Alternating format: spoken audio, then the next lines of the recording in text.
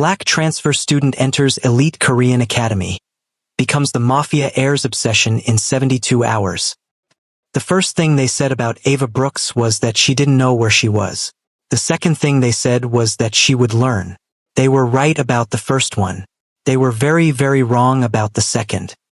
She arrived on a Monday morning in October, when the maple trees lining the entrance of Haewon Academy had turned the color of fire, and the air carried the particular crispness of a Korean autumn that doesn't apologize for being beautiful. She came through the main gates with a rolling suitcase, a portfolio case strapped to her back, box braids falling past her shoulders, and an expression on her face that her grandmother had spent 22 years perfecting in her. Unbothered. Not performing unbothered. Actually, genuinely, constitutionally unbothered. The kind that comes from a woman who has survived enough to know what actually deserves her energy and what doesn't. She had a campus map in one hand and a schedule in the other, and she was looking between them with her lips slightly pursed when the whispers started. She heard them. She always heard them. She had been hearing them since she was the only black girl in her AP art class in Atlanta. Since she was the only scholarship student at her summer intensive in New York. Since every room she'd ever walked into had paused to take note of her arrival before deciding what to do with her. She had stopped letting the pausing bother her somewhere around age 16. So she heard the whispers rolling through the courtyard. The pointing, the staring, the particular cruelty of wealthy teenagers encountering something outside their frame of reference. And she looked down at her map and found the arts building and started walking. What she didn't see, what she had no reason to look for, was the boy watching her from the second-floor window of the administration building. He had been in a meeting with the headmaster when the movement in the courtyard caught his eye. He had looked down the way you look at something peripheral, intending to look away. He didn't look away. He stood at that window for 45 seconds, which, for a boy who had never given 45 seconds of unrequested attention to anything in his life, was the equivalent of a different man falling to his knees. Then his phone rang, he answered it, and he walked out of the room. But something had already changed. Something small and irreversible, like the first crack in a wall that looks perfectly solid from the outside. His name was Adrian Seo, and he had just seen the girl who was going to ruin his entire, carefully constructed life. He just didn't know it yet. Haewon Academy was not a school for people like Ava. Let her be precise about that. Not because it embarrassed her, but because she believed in being precise about things. Haewon was a school for the children of chairmen and judges and old money families whose names appeared on buildings. The kind of school where the cafeteria had a dedicated sushi station and the art department had equipment that her previous school's entire budget couldn't have purchased. She had come on the Haewon International Arts Fellowship. Full merit, full scholarship, awarded to one student per year from the global diaspora arts community. Her oil paintings had done that. Her hands had done that. 10 years of discipline and her mother's belief and her grandmother's prayers had done that. Nobody had given her anything. She walked into her first class, contemporary art theory.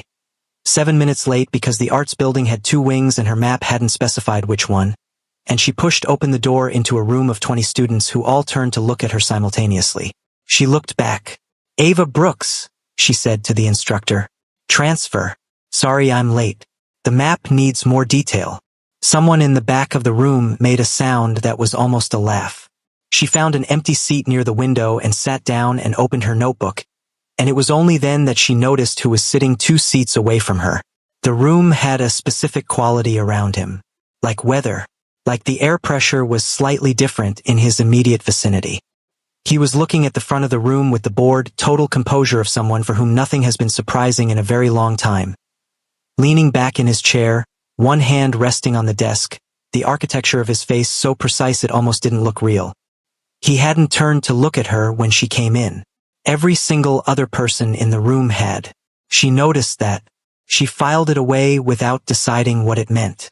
Then the girl on her left, small, sharp-eyed, clearly the kind of person who had assigned herself the role of social secretary to the universe, leaned over and whispered, "Do you know who that is?" Ava glanced at the boy. "Should I?" The girl stared at her like she'd asked whether gravity was real. "That's Adrian Seo. His family owns half of Seoul. He's the..." She lowered her voice further. "His family has connections, like serious ones. Nobody talks to him unless he talks first." Ava looked at Adrian Seo. He was still looking at the front of the room. "Okay," she said, and she looked back at her notebook. The whispers found her by lunchtime. Who is she? The American scholarship girl. She's in the arts program. Did you see her braids? She sat near Adrian in theory. He didn't even look at her. Nobody looks at him first and he doesn't look at them. That's just how it works. She heard all of it. She carried her lunch tray to an empty table by the window that overlooked the courtyard, and she sat down and she ate, and she looked out at the October trees, and she thought about her mother, and she thought about her grandmother, and she felt, beneath the whispers and the newness and the particular loneliness of the first day, the solid ground of knowing exactly why she was here. She was here to paint. Everything else was noise. You're in the wrong section of the cafeteria. She looked up. A girl, beautiful, immaculate, the specific kind of put together that requires both money and practice, was standing at the end of her table with two friends flanking her like punctuation. Her name, Ava would learn later, was Jisoo Han, student council president, third-generation Haewon legacy, and, most relevantly, Adrian Seo's designated girlfriend by every social expectation this school had ever produced. There's a section? Ava said. Jisoo looked at her table, at her tray, at her braids, at all of her, with the slow, deliberate assessment of someone accustomed to having their appraisals matter. Scholarship students usually sit on the east side. Ava looked at the window, at the courtyard, at the October light. The view is better here, she said simply, and she picked up her fork. A beat of silence. Jisoo left. Her friends followed, whispering. Ava ate her lunch. She didn't see him, but across the cafeteria, half hidden behind a support column, Adrian Seo had watched the entire exchange. He had watched Jisoo approach. He had watched the new girl look up. He had watched her say whatever she'd said with that expression on her face. That completely, infuriatingly, inexplicably unbothered expression, and go back to her food. His jaw had tightened, not at Jisoo, at himself, at the strange, unidentifiable thing happening in his chest that he did not have a category for because nothing like it had ever happened before. He walked back to his table. He ate his lunch. He did not look at her again. He thought about her for the rest of the afternoon. She was in the studio at 9 p.m. when she heard the door open. She didn't turn around. Late studio sessions were common in the arts program. She'd already learned that about Haewon, that the artists kept strange hours, that the studio after 8 belonged to whoever needed it most. She was working on a piece she couldn't name yet. Dark background. A shape emerging from it, not fully formed, reaching for something just outside the frame. She'd been staring at it for 20 minutes, brush in hand, waiting for it to tell her what it needed. You're holding the brush wrong. She turned around. Adrian Seo was standing 6 feet away, still in his school uniform, looking at her canvas with his hands in his pockets and that expression. The controlled, evaluating, giving nothing away expression that she was already beginning to recognize as his default setting. She looked at her brush. I've been painting for 10 years. My brush is fine. Your grip is too tight.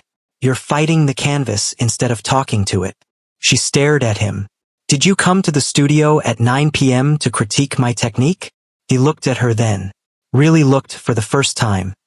Not the peripheral, studied non-looking he'd done in class, but directly, fully, with those dark eyes that didn't give anything away except their complete attention. I come here every night, he said. You're in my space. The studio belongs to the arts program. I know. Pause. I'm in the arts program. She blinked. You paint. Something crossed his face. Sculpt. She looked around the studio and noticed, for the first time, the workstation in the far corner. The tools, the covered forms, the particular organized precision of a space that had been personalized over time. She looked back at him. Okay, she said, and she turned back to her canvas. She heard him cross the studio to his workstation. She heard the quiet sounds of someone beginning to work. And for the next 2 hours, they shared the studio in silence. The particular silence of two people working on separate things in the same space, which has its own warmth, its own texture, entirely different from being alone. At 11, she stepped back from her canvas and looked at it. The shape had found itself. It was a woman, she realized. Arms reaching upward. Not drowning, rising. It changed, he said. She turned. He was standing behind her, not close but close enough that she registered the shift in air. Looking at her canvas with an expression she hadn't seen from him yet. Something open. Something unguarded. It does that, she said. I just show up and it tells me what it needs to be. He looked at the rising figure for a long moment. My instructor says I control too much, he said quietly. That I impose instead of listening. She glanced at him. Do you? A long pause. Yes. She looked back at the canvas. Then maybe you should try showing up and waiting. He was quiet. When she left the studio that night, she didn't look back. But she smiled. Once, facing forward, walking into the dark corridor. She didn't see him stand at the studio door and watch her go. The next morning, there was a coffee on her desk. Not from the cafeteria line. Not the paper-cupped, mass-produced kind. A proper cup, from the good cafe on the Academy's West End that Heir'S had pointed out to her on their way back from the studio. The one that opened at 7 before most students were awake. There was no note.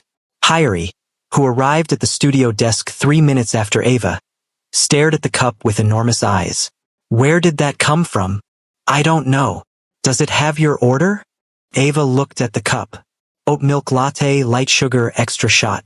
Which was her order, which she had given once to the cafe counter yesterday morning, while reading her schedule, barely paying attention. Yes, she said slowly. Heir'S gripped her arm. Ava, someone paid attention to your coffee order. People pay attention to coffee orders. Not here they don't. Not like. Heir'S looked around the studio with the expression of someone connecting dots that were forming a picture too large for her frame. Ava, nobody gets coffee delivered to the studio unless. Heir'S. Unless it's from. Heir'S. Adrian Seo. The name landed in the studio like a stone dropped into still water. Ava looked at the coffee. She thought about the studio last night. The silence that had been warmer than silence had any right to be. The moment in front of her canvas when he'd said yes with the honesty of someone and used to saying it. It's just coffee, she said, but she drank every drop. She saw him in the courtyard at noon. He was with his usual group, the boys who moved around him with the gravitational deference she'd clocked on her first day, the ones who laughed a beat after he made any sound that could be construed as humor. Jisoo was there, standing at his shoulder with the practiced ease of a girl who had decided long ago that proximity was the same as belonging. He was looking at his phone. Ava walked through the courtyard on her way to the library. She didn't look at him. He looked up from his phone when she was 15 feet away. She felt it, that was the maddening part. She felt his gaze the way you feel a change in temperature, and she kept walking, her braids over her shoulder, her portfolio under her arm, her face doing the thing her grandmother had built into her bone structure. She heard Jisoo say something sharp and low. She kept walking.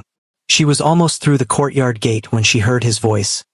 Calm, quiet, carrying in the specific way of someone who has never needed to raise it to be heard. Ms. Brooks. She stopped. She turned around slowly. The courtyard had gone quiet in the particular way that happens when everyone present understands that something is occurring. Adrian was looking at her from across the courtyard.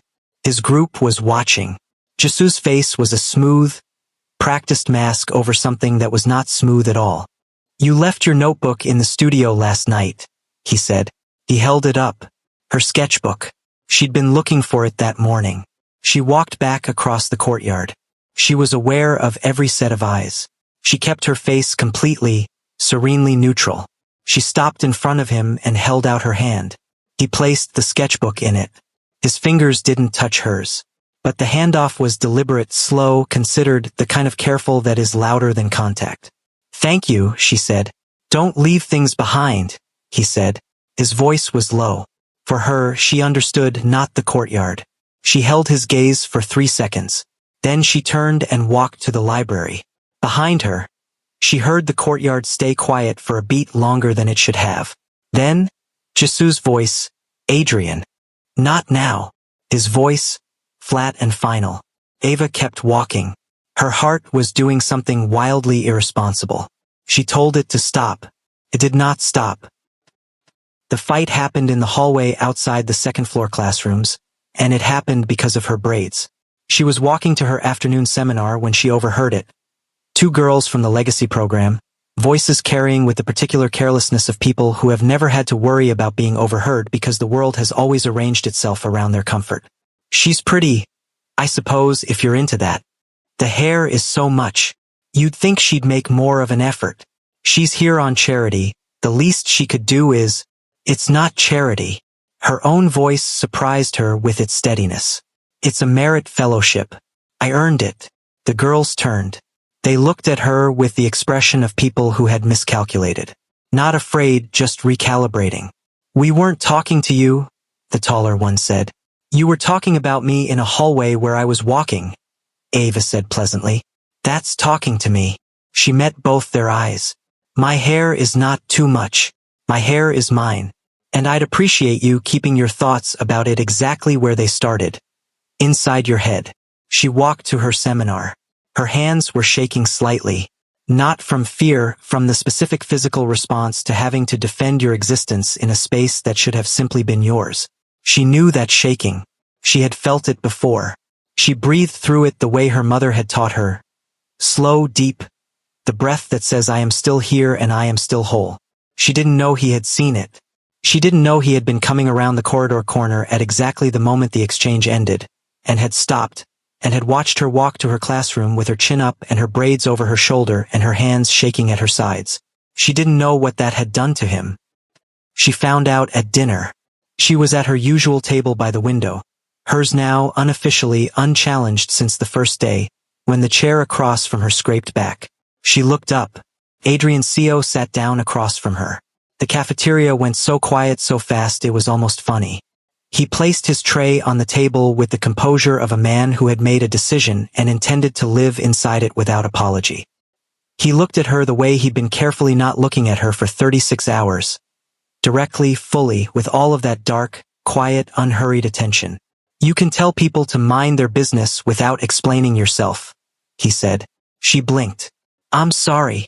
What those girls said. His jaw was tight. Something was happening beneath his composure. She could see it the way you see something moving beneath the surface of water. You don't owe anyone an explanation of who you are or how you got here. She looked at him for a long moment. I know that, she said quietly. I know you know. He held her gaze. I just thought someone should say it. The cafeteria was still watching. She could feel it. Every eye in the room, the whispers multiplying. Jisoo somewhere across the room doing the math of what this meant and not liking the answer. She should have told him she was fine. She should have maintained the unbothered surface and not let him see that it had cost her something, standing in that hallway. Instead she said, "Thank you." 2 words. Simple. But they passed between them like something much larger. He nodded. He picked up his chopsticks. She picked up her fork. They ate dinner together for the first time. And the cafeteria, after a while, went back to its business, but not before everyone present understood, in the way that schools always understand these things without being told, that something had shifted in the social order of Haywin Academy. Something permanent. He walked her back toward the east wing after dinner. Not walking her home, they were going different directions. But the path from the cafeteria forked, and for approximately 4 minutes they walked the same corridor, and those 4 minutes had a quality she was still thinking about an hour later, standing in her dormitory room. Why sculpting? She'd asked. He'd been quiet for a moment. Because it starts as nothing and you have to find what's inside it, he said. The form already exists. You're just removing what doesn't belong.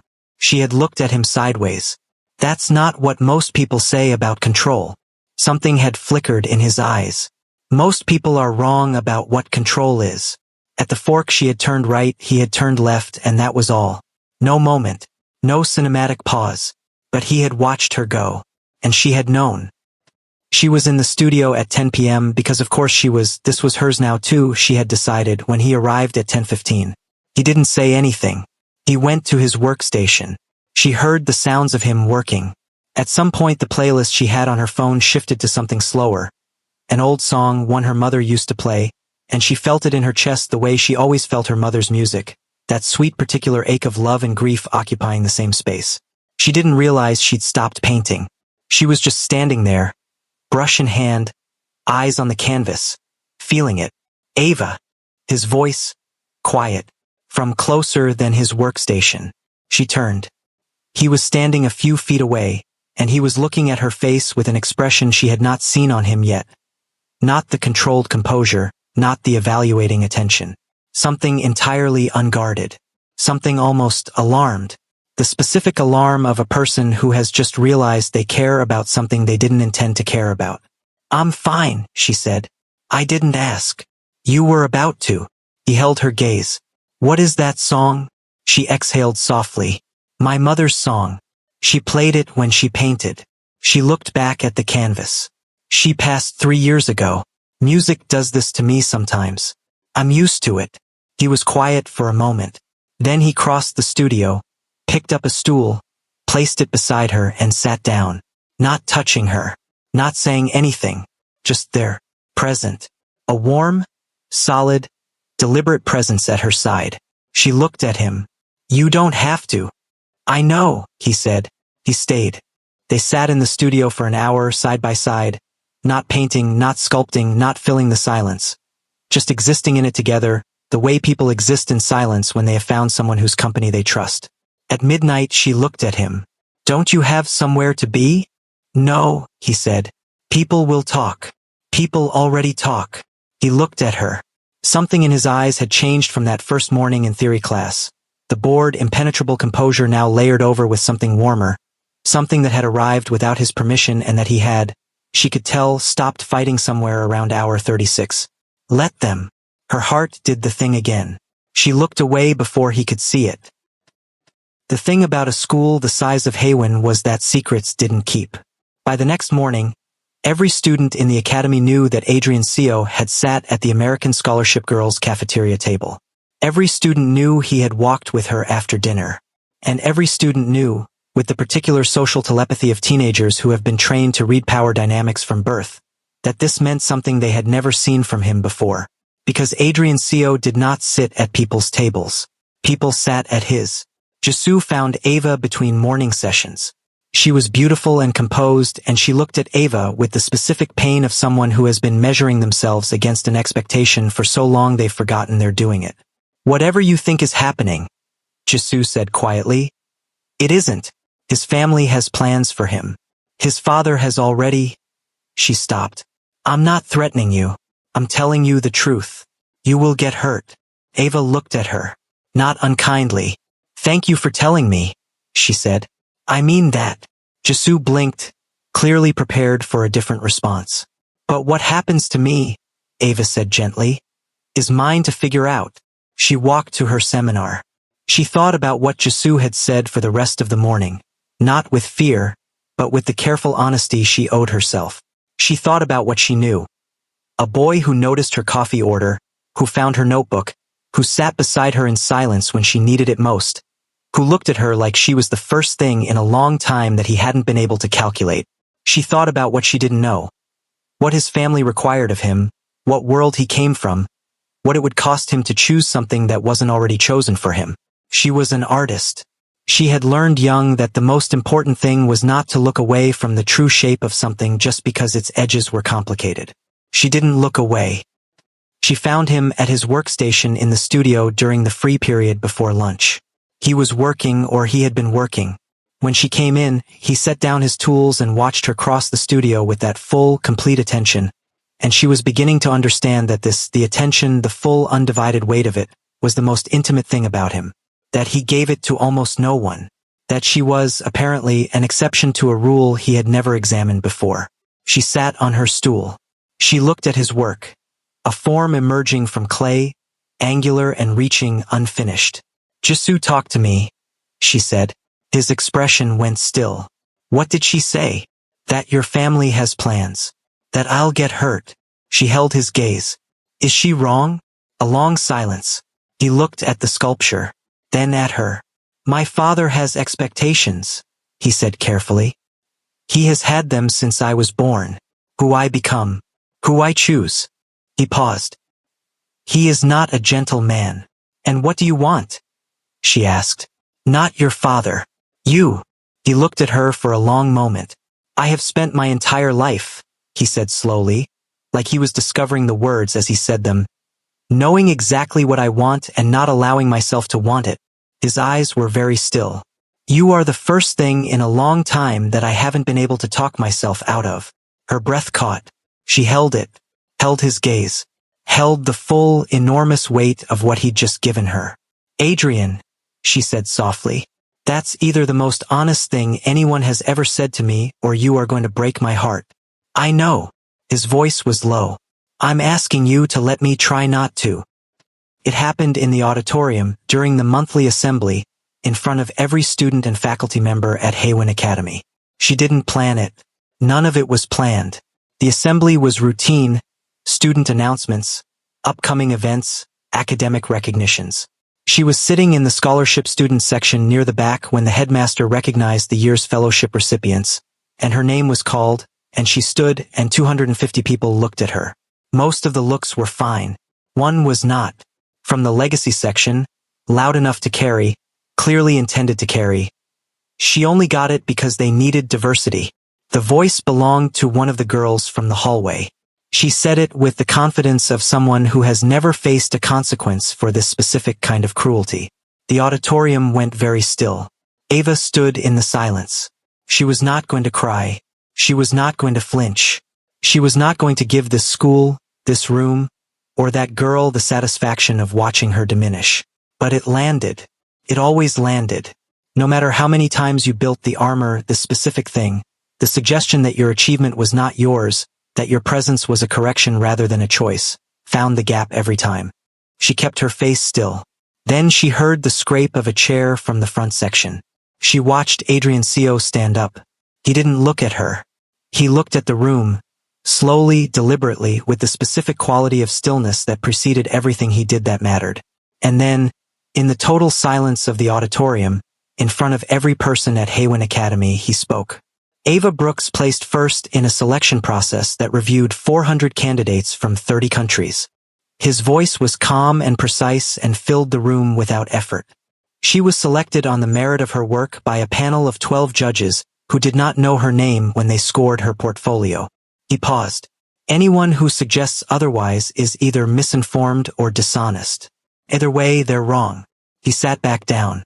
The auditorium was silent for 4 full seconds. Then the headmaster cleared his throat and continued the assembly as though the ground had not just fundamentally shifted. Ava sat down. Her hands were shaking again, but differently this time. Not from the effort of holding herself together. From something else entirely. Something that felt, dangerously, like the first moment of something she was no longer sure she wanted to stop. She stared at the back of his head for the rest of the assembly. After it ended, when students filed into the corridor and the noise of 250 people returning to their lives filled the building, she found him. She touched his arm. He turned. She looked up at him in the crowded corridor with students flowing past them on both sides, and she didn't care about any of them. "Why did you do that?" she asked. He looked at her. Something in his face was open in the way it had been in the studio, that unguarded, undefended quality that she understood was rare and significant and chosen. "Because you deserve to have someone say it out loud," he said. "In a room full of people." Her throat was tight. "You keep doing that," she said. "Saying the thing that I didn't know I needed to hear." "I know." His voice was low. "I'm trying to learn what you need. I want to learn what you need." The corridor was loud and crowded, and they were standing in the middle of it, and none of it existed. "Adrian." Her voice was very quiet. "If you're doing this, if this is real, then I need you to know something. Tell me. I am not someone you can decide about halfway. I'm not someone you give attention to until your family reminds you of their plans and then take it back." She held his gaze. "If you're in, you're in. And if you're not ready for that, I need you to tell me now before." She stopped. "Before what?" he said softly. "Before it's too late," she didn't say. He took a breath. And then Adrian Co., the boy who controlled every variable, who never moved without calculating, who had spent his entire life knowing what he wanted and refusing to want it, made the most uncontrolled, uncalculated, undefended decision of his life. He reached out. Slowly. He tucked a single braid behind her shoulder, his fingertips barely grazing her collarbone. A gesture so gentle it was almost not a gesture at all. "I told my father this morning," he said quietly, "that there are some things he planned for that I will not be doing." Her eyes widened. "He was not pleased," Adrian continued, with the ghost of something in his voice that was almost humor and was definitely courage. "He is rarely pleased with me when I'm being honest. I've decided I can live with that." She stared at him. "What did you tell him?" she asked. He met her eyes. That I met someone who holds her brush too tight and paints things she doesn't understand until they're finished. A pause. And that I intend to figure out what that means. The first tear surprised her. She didn't plan it and she couldn't stop it. It came from somewhere below her prepared self, below the armor, from the place where she was simply Ava, 22 years old, 9,000 miles from home, missing her mother, carrying her grandmother's prayers, and completely unprepared to be standing in a crowded hallway feeling this scene by a person she had known for 72 hours. She pressed her lips together. He looked at the tear on her face with the expression of someone who has just watched something precious and irreplaceable fracture in his hands. I'm sorry, he started. Don't you dare apologize, she said. Her voice was unsteady and she didn't care. These are good tears. I have bad tears and good tears and these are... She exhaled a small broken laugh. These are really good tears. Something collapsed in his face. Not broke, opened, like a window thrown wide. He looked at her the way people look at things they have decided to keep. Come to the studio tonight, he said quietly. I want to show you what I've been working on. She wiped her eye with the back of her hand and nodded. That night, the sculpture was of hands. Two of them, not touching, but reaching toward each other across a space that was almost closed. The fingers were detailed and careful, each one specific, each one indicating a person rather than a symbol. One set longer, broader. One set smaller, the nails slightly longer. A ring on the third finger that was just a detail, just an impulse, just something he'd added without deciding to. She stood in front of it for a long time. When did you start this? She asked. Monday morning, he said. Monday. The day she arrived. She pressed her hand to her mouth. Adrian. I know. His voice was quiet behind her. I know it's too much. I know it's not too much. She turned to face him. Her eyes were full again and she let them be full because she was done performing otherwise with this person. It's the most, nobody has ever. She stopped. Tried again. My mother used to say that an artist shows you who they are in what they make before they know how to say it. She was right, he said. She was always right. A breath. She would have liked you. He was very still. She would have made you eat too much and interrogated you for 3 hours. Ava continued, her voice soft. And at the end of it she would have taken me aside and said, baby, that boy is scared of himself but he's not scared of you, and that's the important part. His throat moved. Was she right about that too? Ava asked. He crossed the studio in 3 steps and stood in front of her, close enough that she had to tilt her head to hold his gaze, and he looked at her with 72 hours of everything. The coffee, the notebook, the cafeteria, the hallway, the auditorium, the studio at midnight with her mother's music playing. All of it present in his eyes at once. Yes, he said. She was right about that too. She reached up and put her hand against his face. His eyes closed. Like someone receiving something they had been waiting a very long time for without knowing they were waiting. When he opened them, they were very bright. Hi, she said softly. Hi, he said. And the studio was quiet, and Seoul was enormous outside the windows, and the sculpture of 2 hands reaching across a closing space stood on the work table behind them, nearly finished. Nearly. 3 months later. The piece sold first at the student exhibition. Not hers. The sculpture, 72 Hours, he had titled it simply, was purchased before the exhibition formally opened by a collector who saw it during setup and offered a number that made the faculty advisor's eyes widen. Adrian turned it down. It's not for sale, he told the collector. Later, when Ava stood in front of it in the exhibition hall with the catalog in her hand and read the small card beside it. Not for sale. Personal collection. She felt the warmth of it move through her from her chest outward. She took a photo and sent it to her grandmother. Grandma May called in 40 seconds. Baby. The laugh in her voice was the specific laugh she reserved for things she had known were coming before anyone else did. Tell me about this boy. He's complicated, Ava said. All the good ones are. She looked across the exhibition hall, where Adrian was standing with his hands in his pockets looking at her painting. The 2 figures, the warm space between them, the rising woman. With the same attention he gave everything he decided mattered. He's learning to be soft, Grandma. And it's the bravest thing I've ever watched anyone do. A pause. The sound of Grandma May's kitchen. Something good on the stove. And you? Her grandmother said. What are you learning? Ava watched him look at her painting. She thought about 72 hours. About a wrong room and a right moment. About a coffee she didn't order and a notebook returned across a courtyard. About a studio at midnight and a boy sitting beside her in the silence because she needed him too and he knew it before she said it. She thought about her mother's brushes in their case. About the gospel music playing low in a kitchen in Atlanta. About a woman who had worked double shifts and painted at 2 a.m. and believed, all the way to the end, that her daughter was going somewhere magnificent. She thought about how grief and love occupy the same space, and how sometimes the love arrives with a face you didn't expect and a presence that feels, impossibly and immediately, like home. I'm learning, Ava said softly, that getting lost in the right hallway is not the same thing as being lost. Her grandmother was quiet for a moment. Then, your mama is so proud of you, baby. Ava smiled. Let the tears come. Let them be good. Across the hall, Adrian looked up from her painting and found her face, the way he always found her face, like it was the thing his attention was always moving toward, and something in his expression said, there you are, the way it said it every time, the way she was starting to believe it would keep saying it for a very long time. She raised her hand. He raised his, and in the warm, lit hall and soul, surrounded by the things they had made, they found each other across the distance, just like in the sculpture, reaching, almost touching, then finally, fully, completely, together. If this story found you somewhere real, if it touched something you didn't expect, please like this video and share it with someone who needs to feel something good today. Tell me in the comments, what moment got you? Because I wrote every single one of them for you. Subscribe, because Ava and Adrian's story is just beginning, and so is ours.